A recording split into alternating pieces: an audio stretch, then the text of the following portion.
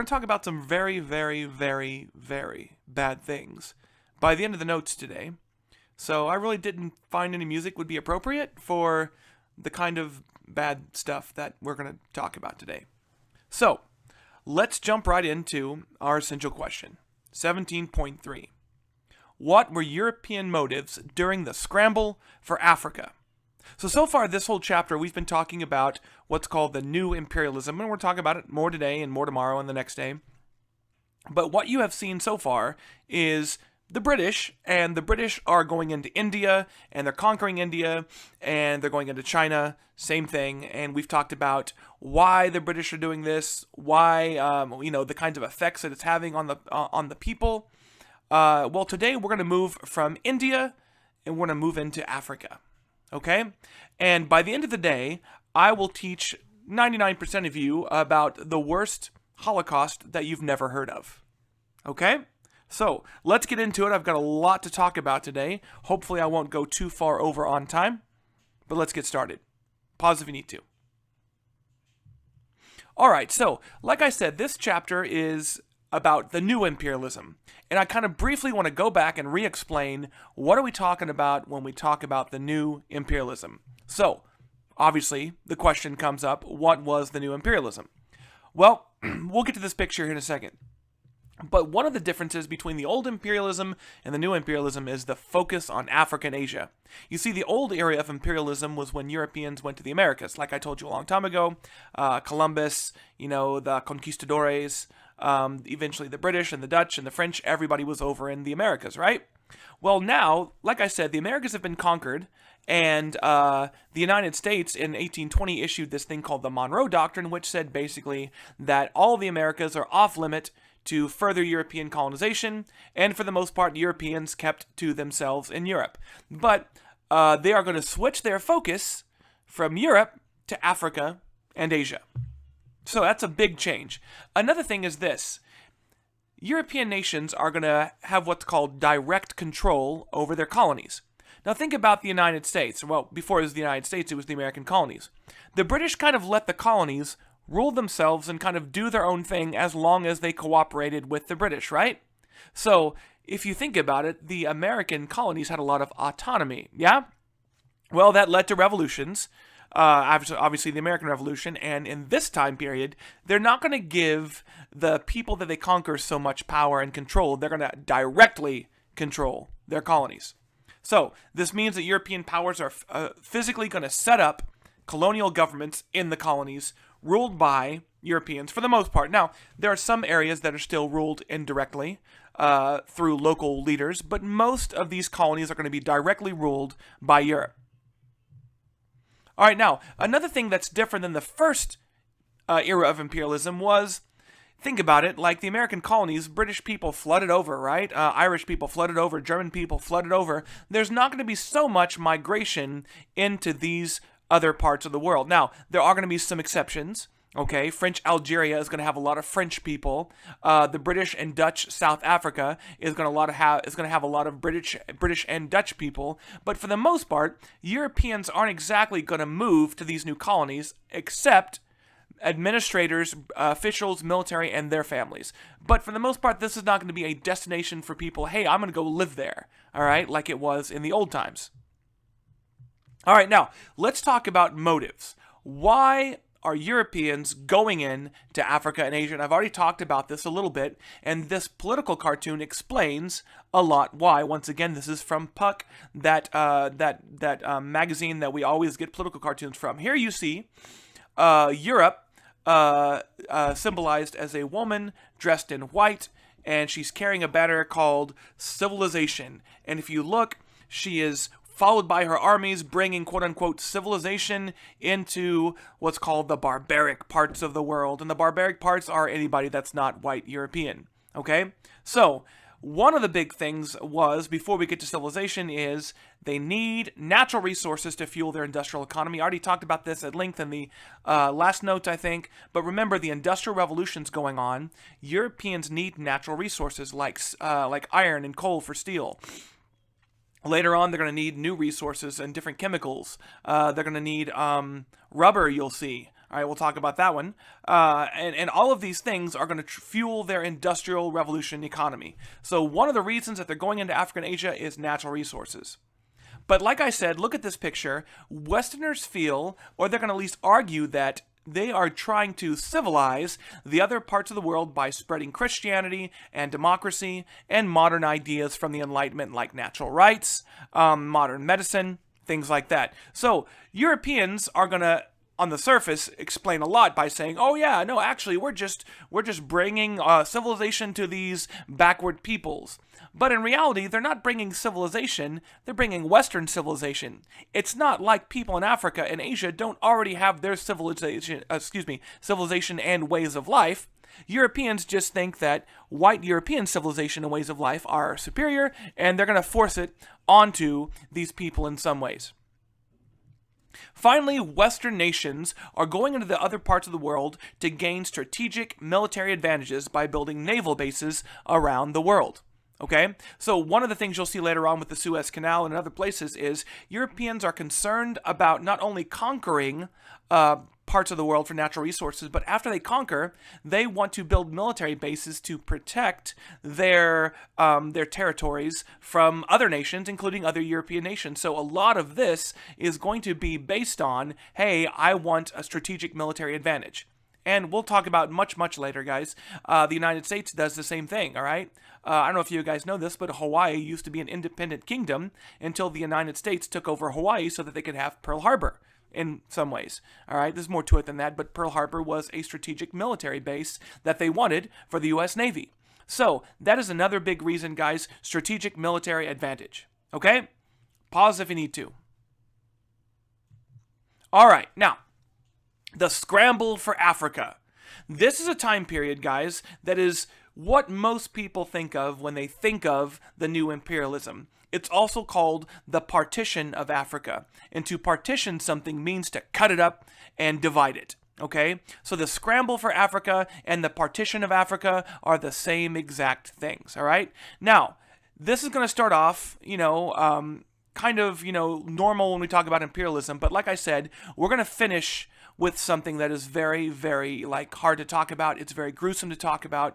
And like I said, this is going to be one of the worst things that you've never heard of. Okay?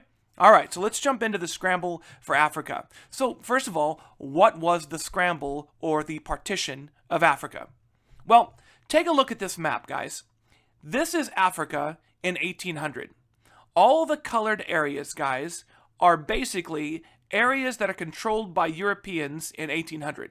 So if you look, most of the areas that are controlled by Europeans are on the coastal areas, correct? Most of the heart of Africa is completely ruled on its own and controlled by its own people.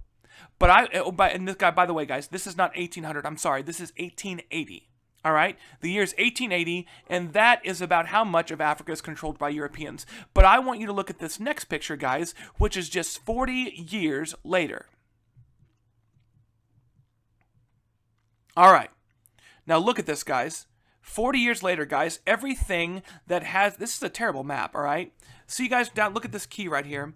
It says independent. Nations that are this color, such as Liberia and Ethiopia, guys, those are the only two nations that are not taken over by a European country. So once again, you go from that to basically every part of Africa is taken over by a different European nation except for Liberia and Ethiopia. And guys, it's all taken over in just 40 years.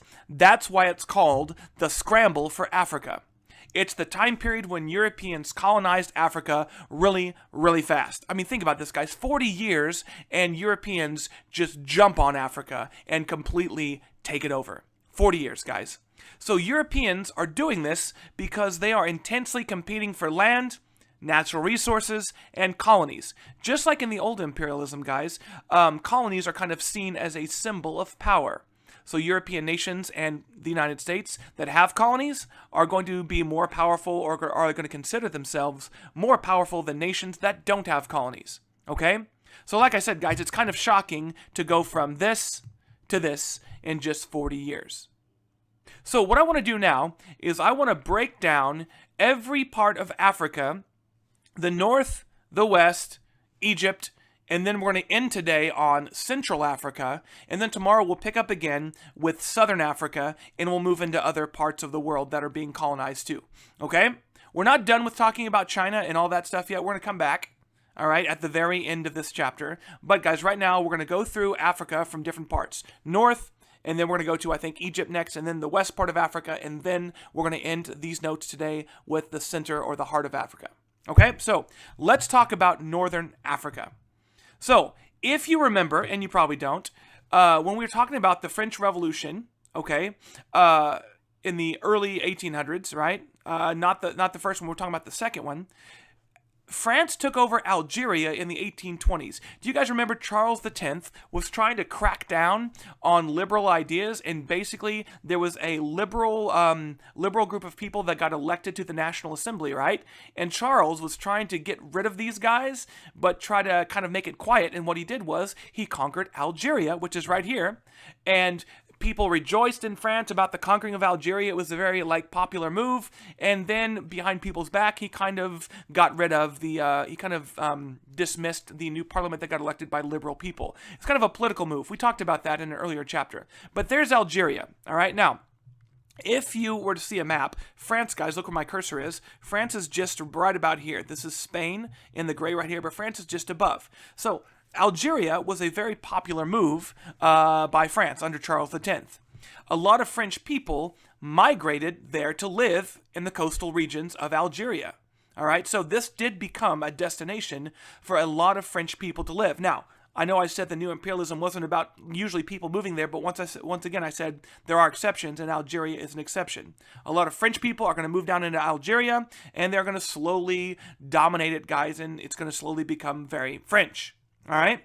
Now, by 1912, guys, 2 years before the outbreak of World War I, France had already also taken over the area called Tunisia and Morocco. Fun fact, guys, Tunisia is where, if you watch the Star Wars films, the desert planet Tatooine, that was filmed in Tunisia in every single episode of Star Wars. True story. As a matter of fact, the original set from episode 4, the very first Star Wars movie, is still setting there in Tunisia.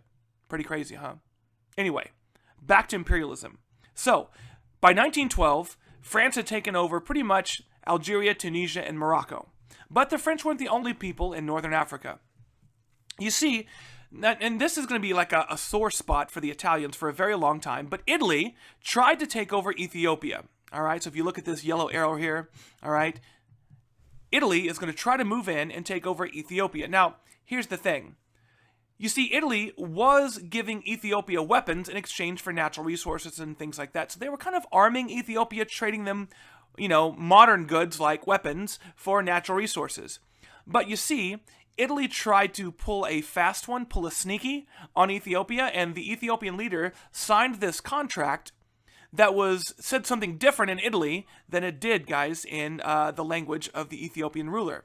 So, what happened was, basically, the Ethiopian ruler didn't realize that he had just signed away all the rights to the natural resources of Ethiopia to Italy. And when he found out that he'd been tricked into signing this treaty, he said, F you, Italy, come get some. Now, white Italians, thinking they're far superior to Ethiopians, invaded. But remember, the Italians for years had been supplying them with modern weapons. And you know what? Ethiopia beat down Italy and completely, in their minds, embarrassed them in front of all of Europe. So, when they couldn't have Ethiopia, they're going to end up seizing Libya, which was called Tripoli back in the time period. So, here is Libya. By the way, you're going to see later on in World War II that Benito Mussolini is once again going to try to invade Ethiopia, and he's going to be successful this time. All right, so if in World War II you ever wondered why, right before World War II, that they invaded, we're going to get there in a little bit, much later. But if you ever wonder why they invade Ethiopia, that's why. Because they failed to, in the 1800s. All right, so that's Northern Africa. Pause if you need to, and we're going to move into Egypt. All right, have you guys ever wondered when you watch old movies about Egypt, there's always white British people there? Like if you watch the movie The Mummy, right? I don't know if you guys watched the movie. Not the new one with Tom Cruise, that one's lame.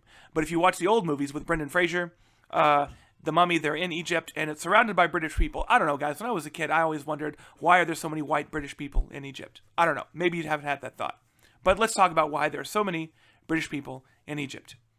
All right, so where is Egypt on the map, guys? It's right here. By the way, the yellow and the red coloring on the circles, they have no purpose except for to circle what I'm trying to show you. Yellow turns up better on the red countries, and then like red turns up better on the, the brown and yellow countries. So anyway, Egypt was ruled by these kings called the Khedives.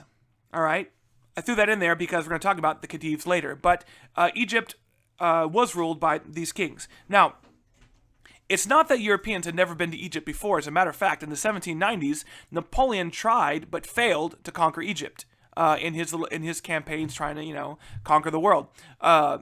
Also, the ancient Romans had been in Egypt. So, I mean, it's not like people in Europe had never been in Egypt before. But in this time period, they're going to conquer Egypt.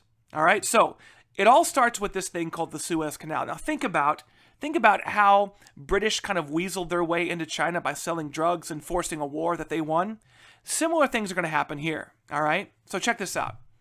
It all starts with this thing called the Suez Canal. Now, a canal, guys, is basically a big ditch, all right? You cut a big ditch across land so that ships can pass through that big ditch, all right? So here's the Suez Canal. So Egypt is right here, all right? And what they did, the French did, guys, the French started building this canal in 1869, and it was financed by European investors. So look on this map, guys. This area right here is where the canal is located. So the French basically dug this huge trench, all right, from the Mediterranean Sea to this area called the Black Sea, or the Red Sea. Dang it. I don't know. But anyway. Fail. Shut up. Anyway, so anyway, they cut a big trench, guys, and what this does is it connects Europe right here all the way to India. Now, before, guys, if you wanted to go to India or Asia, if you remember, you had to go all the way around the southern coast of Africa, which was a 12,300-mile trip. Well, now you can just go from Europe through the Mediterranean Sea, through the canal, and you can end up taking a shortcut to India. And it cuts the trip basically in half. Now, think about it. Whoever controls this canal can control and charge people the use of the canal and make a whole lot of money. Now, when the Suez Canal was built, it was jointly owned by France, because they built it, and the Khedives in Egypt. Okay? But here's where Great Britain pulls a sneaky. So, the canal, like I said, connected Europe to Asia without going around Africa, and Europeans and the Khedives stood to make a lot of money. But here's the problem. The Khedives, over the years, over several decades, grew in a lot of debt to Great Britain and other European nations. So, in order to pay off this debt, the Khedives had no choice but to sell their part of the Suez Canal to Great Britain. All right? So think about that. This huge money-making canal, and no, guys, that was not the coronavirus cough. All right, but anyway, this hugely profitable canal that was owned by France and Egypt are now going to be jointly owned by France and Great Britain. So, you can imagine how a lot of people in Egypt felt about that. All right, so what happened was basically Egyptians slowly and rightly felt like Europeans were slowly taking over. So, a nationalist Egyptian rebellion occurred in 1881. Now, remember what nationalism is, right? So, Egyptian nationalists are going to say, F you, Europe, you're not going to take us over, and they're going to rise up against Great Britain. Much like the Chinese said, no, you're not going to sell us opium, and they're going to rise up. Did that work for the Chinese? No. Do you think it's going to work for Egyptians? No. So, here's what happens. All right? Here come the British military in 1882, and they conquered Egypt, and now they are going to be in control of Egypt and the Suez Canal. All right? So look what the British did, right? Okay? They bought Egypt out of their shares of the canal, and then when Egyptians tried to rebel, they fought them with the military, and now they control Egypt. See? Pulled a sneaky. So guys, Egypt is going to end up in the hands of control of mostly Great Britain, but also jointly the Suez Canal is owned by France too. All right? Pause if you need to. Okay, so let's talk about British Egypt. It was very similar. Here's a photograph, guys, of British officers taking a photograph in front of the pyramids and the Sphinx. But it's very similar to India. Okay? Europeans brought in government officials and their families and military officials and their families, and basically white Europeans are going to dominate Egypt, even though they're not going to bring over, millions of people. White Europeans are still going to be in the minority, but they're going to do the very same things. All right? Egypt economy is going to be subjected to British dominance. Now, what does this mean? Well, one of the big things, guys, that Egyptians did for a very long time during the American Civil War was they sold Egyptian cotton. Now, guys, if you ever go to the store like Target or whatever and you look up and you're looking for like bedding or sheets, there's this stuff called Egyptian cotton. It's really soft. Well, during the U.S. Civil War, if you remember, guys, before the Civil War, the American South made a lot of cotton and they sold it all over the world, right? But during the Civil War, guys, the North kind of cut off all trade with Europe, so nobody bought cotton. So, hey, guess what? Egyptian manufacturers made a lot of money. But now that Great Britain is in charge, basically Great Britain is going to forbid any kind of competition with their factories. Do you remember, just like in India, the British are going to set up factories in Egypt? And basically, guys, the European economy is going to grow and become more wealthy, guys, and the actual domestic Egyptian economy is going to plummet and drop, just like India did in that primary source I showed you about the graph. You saw the gross domestic product of, Europe growing and the gross domestic product of India falling. The exact same thing is going to happen in India. Here come the missionaries. They're going to start making people speak English. They're going to start changing Egyptian culture and all of that kind of stuff. All right? So, very similar. All right? Now, as you can imagine, just like in India, this breeds resentment. This breeds anger just under the surface because all of this change is going to cause revolts. All right? So, Great Britain also got a little greedy.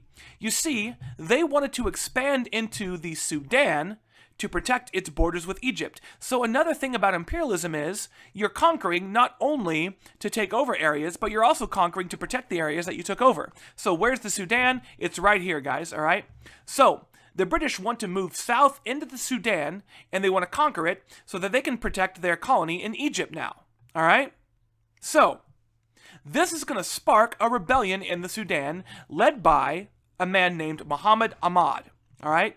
So Muhammad Ahmad is an Islamic leader in the Sudan. Some people call him the title of the Mahdi, M-A-H-D-I, which is kind of like a messiah or a great prophet of Islam, okay, a great spiritual leader. So this guy is going to run around and he's going to raise up armies in the Sudan to fight the British. Now you might think there's no way in the world that these guys can stand up to the British. But at first you'd be wrong. You see, guys, the British led an expedition by this guy named Charles Gordon, and they went down to conquer the Sudan, but Muhammad Ahmad and all his forces are actually going to defeat Charles Gordon at the Battle of Khartoum. Now, this is a very famous picture, guys. It shows Charles Gordon very romantically standing at the top, guys, right as he's about to be killed. And look at him. He's got his hand across his chest, kind of like, showing his nobility. And he's standing there about ready to get cut down by the Muslim forces of Muhammad Ahmad. All right, once again, guys, this is romanticizing what actually happened. It's showing the British being honorable, dying an honorable death while the Sudanese forces come in. But anyway, guys, he is defeated. But in 1898, Great Britain brings in modern technology, modern guns, modern weapons, and they absolutely annihilate Ahmad's forces. I think 48 British people died in the battle, and tens of thousands, maybe up to 60,000, 40 to 60,000 people in the Sudan were killed by British troops. So it's going to be the largest loss of life until World War I, at least in one battle. All right, so now what does this all mean? Have you guys ever wondered in modern times why people in the Middle East do not like the United States and they do not like the West? This is why. Because now white Europeans are going into places like Egypt, they're going to spread into the Middle East, and they're going to conquer, and they're going to change, and they're going to do all of this stuff. Well, specifically, all of this activity in Egypt leads to the creation of a group known as the Muslim Brotherhood in the 1920s. And these guys are going to help spread anti-Western attitudes that remain to this day in largely Muslim countries. So if you want to know where this anti-Western idea comes from in modern time periods, guys, it comes from the period of imperialism where white Europeans and even the United States are going to go into the Middle East and they're going to conquer and they're going to exploit, they're going to take oil and all kinds of things, and that, guys, is going to spread resentment and rebellion. All right? So, pause if you need to. All right, now, right now, we're going to move into Western Africa. And then we're going to finish, guys, with, like I said, the worst massacre, the worst Holocaust you've never heard of. All right, so not much to say here. Mostly West Africa was controlled by Great Britain and France, but it's kind of interesting. I want to show you French West Africa right here. In 1895, French West Africa included 12 million people, and it was 8 times larger than France. So, here's kind of like French West Africa right here, guys. But if you think about it, this is another thing about imperialism. You get small, tiny countries like France, and they control nations 8 times their size. All right? Meanwhile, in Western Africa, Great Britain controlled Sierra Leone, which is right here. They controlled the Gambia, which is right here. They controlled the Gold Coast. And they took over Nigeria. So, like I said, not much to say about these colonies, except for a lot of the natural resources were like palm oil, sandalwood, just kinds of tropical, products that you might find in the coastal regions. But anyway, one thing about Nigeria is it became a successful area for British missionaries. British missionaries found that the Nigerian people were very susceptible, very accepting. How about that? Of the ideas that the British brought with Christianity. So anyway, I kind of ran through that really quick, guys, but pause if you need to, and we're going to move into, like I said, the gruesome part of these notes. All right, so Central Africa. So guys, if you were to read your book, guys, I'm going to go into a little bit more detail than your book, but I want to kind of give you some context into Central Africa, all right? Now, in British history, there's a very famous explorer named David Livingstone. So, you see, up to this point, and we haven't talked about Southern Africa yet, but up to this point, all of Africa by the 1850s had been explored, but the middle of Africa, what some people called the heart of Africa, was largely unexplored. So, a very famous British explorer named David Livingstone is going to explore the central heart of Africa. All right? So, what he does is, here's his trips, guys. You can look at the arrows. They show his journeys all across Central Africa.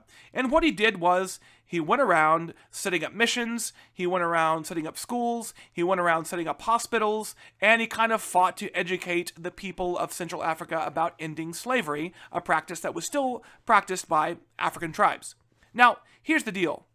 Why Livingstone was so famous was he would write about all of his exploits, about all of his explorations. They would take photographs. They would show pictures of all these new discoveries, new plants, new animals. They would show pictures of the tribes of people in Africa that white Europeans had never seen. And they would send them back to Europe. And basically, guys, European readers and even people in the United States were obsessed with the adventures of David Livingstone. They loved reading about him. They loved looking at the pictures. And like I said, he became a very famous person. All right. If you ever ride the Jungle Cruise at Disneyland, a lot of the Jungle Cruise is based on the explorations of Livingstone and the next guy that we're going to talk about. So anyway, but after exploring for quite a long time, he goes up missing. All the letters and the pamphlets and all the, the stories about Livingstone kind of stop being written. And people are scared. They're worried. What happened to David Livingstone? Which enters this guy, Henry Morton Stanley. All right, now, once again, guys, if you go to the Jungle Cruise ride at Disneyland, you'll see pictures of Henry Morton Stanley. I think one of the boats is named the HMS Stanley. All right, so anyway, in 1870, Henry Morton Stanley was a young guy that wanted to kind of make a reputation for himself. He wanted to become a famous explorer too. He grew up reading the adventures of basically David Livingstone, and he said, I'm going to be famous too. I'm going to explore the Congo, and I'm going to also go find Livingstone. So it says set out to find Stanley. No. He went to set out to find Livingstone. I'm sorry, guys. Erase that where it says Stanley right there. Change that to Livingstone. So Henry Morton Stanley went out to go find David Livingstone, and he maps out the entire Congo River Basin. All right, there's a picture of David Livingstone and an African child that he was posed with him. By the way, guys, you want to talk about social Darwinism? Look at the symbolism in this photograph. White Henry Morton Stanley holding a gun, African child right next to him. Almost like he conquered. Yes? Here's another picture, guys, of the Congo River Basin. So all of those rivers, guys, Henry Morton Stanley is going to kind of map out. All right? And he's also going to find David Livingstone living with an African tribe, kind of being a missionary and giving them medicine and things like that. So he actually finds Livingstone. And there's a very famous quote that's very famous in culture and history. It says, "Mr. Livingstone, I presume." That's a quote. And that's allegedly when Henry Morton Stanley walked into this African tribal village and saw this old white dude living there. He looked at him and said, "Mr. Livingstone, I presume." Like, you must be Mr. Livingstone. Anyway, very famous saying, guys, in English. But anyway, so bottom line is, Henry Morton Stanley, guys, is going to map out the Congo, all right, map out the central part of Africa, and he's going to take that information, guys, to European nations, all right? Pause if you need to. Okay, now, here's the deal. Here's where it gets dark. All right, we're almost done here, guys. I know I'm going to go over on time, but I want to get this done. And like I said, you guys are going to be fascinated with this. King Leopold II wants colonies. All right, now, you probably don't remember this, but we talked about how Belgium broke away from the Netherlands, right? Okay, it was a new country in 1850. It was one of those countries that was allowed to have a revolution when the Concert of Europe existed. All right, so King Leopold II, this guy right here, is the ruler of Belgium. All right. Now, you've heard the names Adolf Hitler. You've heard the names, Joseph Stalin maybe, but I'll bet you don't know the name Leopold II. All right. Now, why would I put his name with those other names? You'll see. So, he's the ruler of Belgium. Now, look at this map real quick. All right, guys. Belgium is surrounded by great and powerful nations. France on the south, Germany on the east, Great Britain on the west. It is surrounded by powerful nations. Yes? So, guess what? King Leopold II, a ruler of a new country, a tiny little country surrounded by epically powerful nations, wants to make his own powerful nations, and every other European nation is getting colonies, so guess what? He wants colonies too. Now here's the deal. Henry Morton Stanley actually wanted to be the guy that brought the Congo to Great Britain, but Great Britain didn't see a use for the Congo because it was really dense forests and they really didn't have a lot of, like I said, use for it. So when he gets rejected, Henry Morton Stanley approaches King Leopold II and says, "Hey, King Leopold II, do you want some colonies? I've mapped out the Congo," right? Now, Leopold II absolutely wants the colonies. So, what happens is, Leopold kind of announces, "Hey, I'm going to take over the Congo." And that is when, guys, a lot of European nations decide to get together in 1884 at this big meeting called the Berlin Conference, all right? Now, think about this, guys. It's really funny. I told my world history students this. I said, if you ever have like little brothers or sisters or whatever, I don't know, I watch my kids, and there'll be a toy like my 6-year-old daughter hasn't played with in probably 3 years, because she doesn't want to play with it, but the second my little son picks it up, all of a sudden she wants to play with it again. Like, mine, right? So it's kind of like Belgium, all right? The Congo. Basically, nobody wanted the Congo until Belgium said, "Oh, I'm going to take the Congo," and they're like, no. So they're going to have this big conference. Now, the Berlin Conference of 1884 was a big meeting, guys, in Berlin of all major European nations, and it was overseen by Otto von Bismarck. You can see right there with the chair. Now, here's the fear. The fear is that, look, Europeans are starting to get worried that if they're not careful, they're going to go to war with each other over Africa. They might fight each other over land. All right, imperialism might cause a massive European war.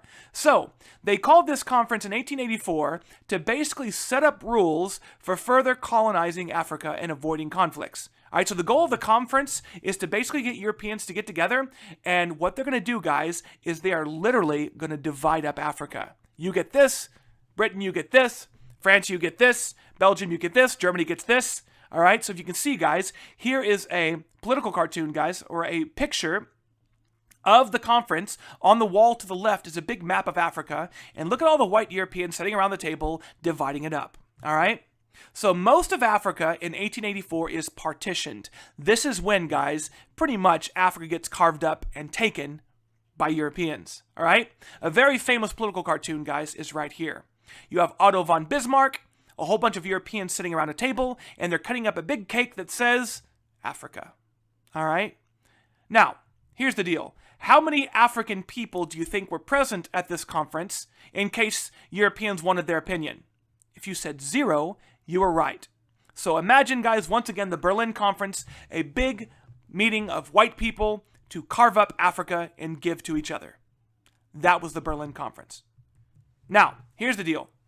Leopold was given the Congo, but he was not allowed to make a formal colony. What he was supposed to do was create a missionary colony in the Congo. All right? He was not allowed to make money. He was not allowed to exploit the region for natural resources. He was literally allowed to go in there and set up a missionary society. All right, do you follow me on that? Now, let's get to what happened. Pause if you need to. Okay, the Belgian Congo. Now this, guys, is one of the worst holocausts you've never heard of. All right? So, what happened was Leopold created what's called the Congo Free State. Yeah, right. But anyway, that's what he called it. And what he did was he set up a front organization. Do you guys know what a front is? So you see, guys, back in the days of Prohibition, it was illegal to have alcohol, right? Okay, in the 1920s, you'll learn about an APUSH next year. So what happened was a lot of businesses, a lot of people made illegal alcohol by running the illegal alcohol business out of a front. So the front was maybe like a furniture store, but if you went around to the back of the furniture store and you knocked on the door, at a certain time of day, you said a password, you would walk into an illegal nightclub that served alcohol called a speakeasy. So the furniture store would have been a front, right? A false vision. So Leopold is going to create a front organization called the International African Organization. And on the outside, the International African Organization, guys, was supposed to be a missionary organization that spread Christianity. What you're going to see, guys, is something far more sinister and far more deadly. So, the organization's hidden goal was to acquire rubber. All right, now think about what's going on in the late 1800s. The automobile is being invented. There's a huge need for rubber, right? So, guess what? Leopold says, I'm going to go to the Congo and I'm going to exploit the area for rubber. Now, you might be like, well, wait a second. He's not supposed to do that. But remember, he's got a front organization called the International African Organization, which is basically a front for what he's about to do. So Europeans don't know it just yet. So, his hidden goal is to acquire rubber. Now, if you read your book and read what your book says about this, guys, it basically says this. Through the organization, Leopold was responsible for the genocide, the mutilation, and the exploitation of the Congolese people. All right? Now, genocide, guys, is the intentional mass murder of an entire race of humans, men, women, and children. But, guys, by telling you this, I don't really do justice. The book doesn't really do justice on explaining what happened. So, guys, I'm going to move on real quick, and we're going to come back to the end of the notes, all right? But I want to show you guys some pictures, okay? And I want to tell you what it means by genocide, mutilation, and exploitation of the Congolese. So don't take these last two things here. All right, so check this out. All right, here's a force, guys. Here's a quote from one of the Force Publique commanders, which would have been the kind of military force used by the International African Organization. All right, so here's the deal. Before I get into this quote, guys, I want to explain what's going on. All right, before we read this. So what would happen is, guys, how did he get the rubber? Well, you see, guys, rubber comes from trees. I'll show you here in a second. But, guys, King Leopold ordered the International African Organization to go in to different parts of the Congo, take over the lands from the tribal chieftains by treaty if they have to, by murder if they can't, basically take over the lands of the Congo. when they would take over the land of the Congo, they were to use the Congolese people as slaves to go in to the forests and to get rubber. So, let me kind of tell you what happened, all right? At first, guys, when they would walk in, the force publique commanders would take over a tribe and they'd say, okay, here's what's going to happen. You guys are all going to get rubber, okay?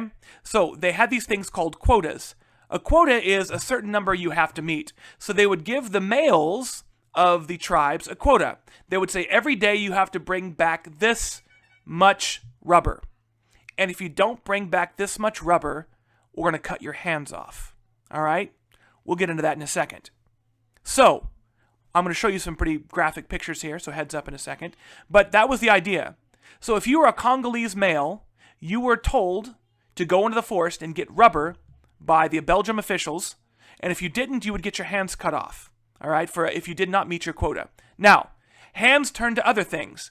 Once word spread to other Congolese tribes about what Belgium was doing, people would run away, all right? So when they see the white Belgian force publique commanders coming, they would run away. Okay, so when that happened, the Belgium military started to kind of pick up their brutality. In some villages, guys, they would walk in, and if you didn't get enough rubber, guys, they would cut off your genitals if you were a male. All right, some villages, guys, I'm not going to show you pictures, but some villages, when you walked in, you would see at the village gate male genitals hanging up on the village gate as a warning. All right. And as a threat. Other times, guys, the Belgian people, the Belgian officials would basically round up the women and children and tell the men, if you don't come back with enough rubber, I'm going to kill your wife and your children. Did this happen? Oh, yes, they did. They would murder sometimes the wives and children of men if they didn't go get enough rubber. One of the most gruesome things I learned when I studied this, guys, is this quote right here from a force publique commander. Here's what he said. I made war against them, the Congolese people. One example was enough. 100 heads cut off, and there have been plenty of supplies at the station ever since. My goal is ultimately humanitarian. I killed 100 people, but that allowed 500 people to live. Let me tell you what he's referring to. So this particular guy walked into a village, and the village already knew about the reputation. He surrounded the village before they could run away, and he said, bring me 100 people. He cut off the heads of 100 people at random, and after that, he had no problem in getting rubber, because everybody else was terrified after that. Imagine that, guys. Cutting off the heads and murdering 100 people just to make a point. All right? So do you guys get what's going on? Let me tell you about these pictures here, all right? So take a look. This is a rubber tree, all right, in the Congo. So yes, rubber comes from trees. So what you would do is you'd carve these grooves in the tree, and then what would happen is the rubber would start to seep out like sap. You'd put a little spigot at the bottom, and then you would collect it. So, once again, Congolese men were chained together, and they were told to go into the forests and collect a certain quota of rubber. If you didn't collect that amount of rubber, your hands were cut off. So, we'll talk about that in a second. All right, so here is an example, guys, of a gang of Congolese people. All right, now, the people in the military uniforms were rival tribes. Sometimes the Belgians used rival tribes to keep their rivals under control. So you can see those are the guys in military uniforms, and the guys in chains would have been forced to go out into the forest to get rubber. All right? Here's an example of a teenager, probably about your age, on the left, with his hand chopped off because he didn't meet a quota. The boy to the right of him, probably 12, maybe 10, his hand cut off too because he couldn't get a quota of rubber. All right, now, here's another example of children, probably 10 and under, maybe 12. Once again, they have their hands cut off because they could not get enough rubber. Now, guys, I'm showing you the tame pictures, all right? There are examples, like I said, of, heads being cut off, genitals being cut off. Now, guys, to me, this one is the most tragic. Here's a father looking at the severed hand and the severed foot of his daughter. So he couldn't get enough rubber, so who did they go after? His daughter cut her hand and foot off. All to get rubber. Now you might be thinking, who is taking these photographs? Well, I'm going to get to that. But I want you to take a look at this. This is the palace that King Leopold II built for himself using the money made from rubber in the Congo. It's massive. It rivals the Palace of Versailles, all built with blood money from the Congo. So, as you can imagine, Europeans start saying, well, wait a second, where is Leopold getting all of this money? So, British missionaries sent in investigations, and they saw what was going on. They're the ones that took the pictures. Okay? So, it was eventually found out, guys, what Leopold was doing, and in 1908, British missions shut down his whole organization, King Leopold II. Leopold died in 1909. His whole punishment was he had to give the wealth of the Congo over to the actual country of Belgium because he created personal wealth for himself. That palace was his. He had to turn all the wealth over to Belgium, and basically they shut down the rubber operation. They investigated it, and they found out what happened, guys, and this is how we know that this went on. Now, how many people died under the Belgian Congo? Some historians estimate as many as 10 million people were murdered in the Congo under the control of Belgium. All right? That definitely rivals the numbers of the Holocaust, where 6 to 9 million Jews and other groups of people were murdered in concentration camps. Stalin, tens of millions. So, guys, this is up there with those amount of people. Now, guys, this is probably the darkest side of imperialism. Okay? And like I said, not a lot of people have heard of this. I want to show you one more thing, guys. I know I'm going way over on time, but I want to show you one more thing. Here's a political cartoon, guys, and it shows a Congolese person wrapped up in the coils of King Leopold's face. It's like a big snake squeezing him to death, and it says, in the rubber coils. But I want to show you this. Hold on. Maybe not. I'll show it to you later. Anyway, guys, I'm going to end the notes right here, guys. I hope you have a good day. Once again, I know the notes were long, but most of it was just me talking about the Congo. All right? I'll see you guys tomorrow.